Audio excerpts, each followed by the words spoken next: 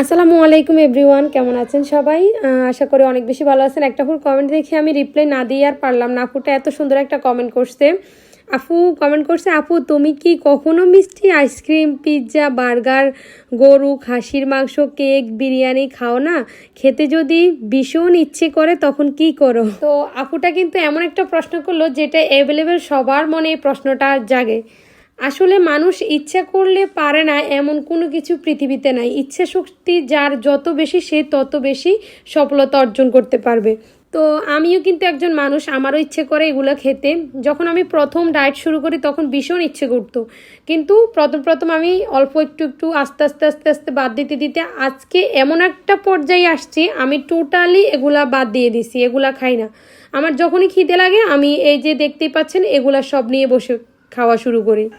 আর হ্যাঁ, আমি কিন্তু একদম পেট ভরে ভরে খাই এগুলা। আরেকটা ইম্পর্টেন্ট কথা হচ্ছে কি, ডায়েট করলে একটু ঘন ঘন খাওয়ার ট্রাই করবেন, একসাথে বেশি খাওয়া খাবেন না।